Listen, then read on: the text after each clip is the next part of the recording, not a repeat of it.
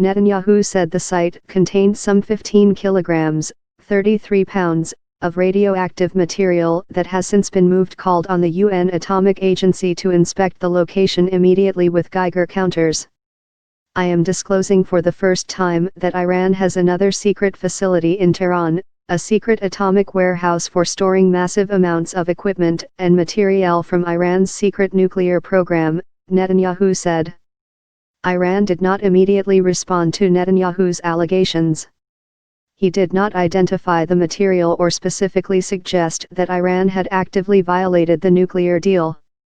An outspoken opponent of the deal, Netanyahu has previously made allegations about Iran's nuclear activities that are difficult or impossible to verify, including presenting a cartoon bomb to the General Assembly in 2012 warning of how close Tehran was to producing a nuclear device.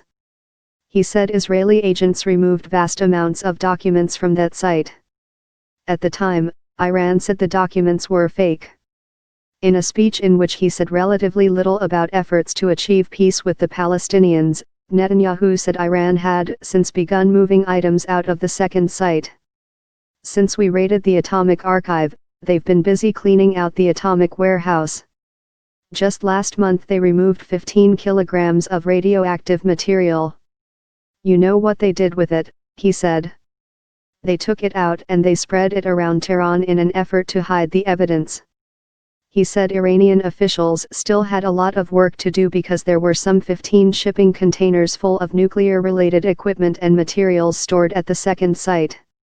This site contained as much as 300 tons, of nuclear-related equipment and material, he said.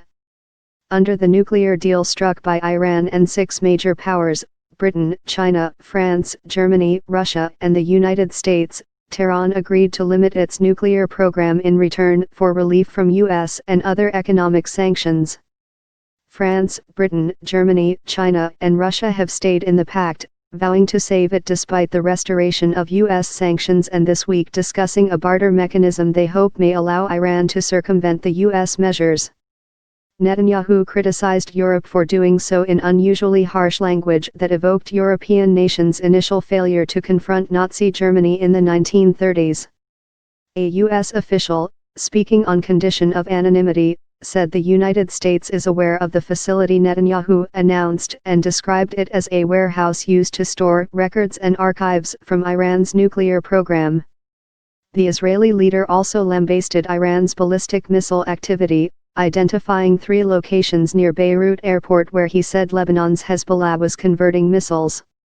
In Lebanon, Iran is directing Hezbollah to build secret sites to convert inaccurate projectiles into precision-guided missiles, missiles that can target deep inside Israel within an accuracy of 10 yards, he said. The IAEA, Iran, and Hezbollah were not immediately available for comment. The Israeli military released a video clip and photos of what it said were Hezbollah Shiite militia rocket-building sites in Lebanon, shortly after Netanyahu's address.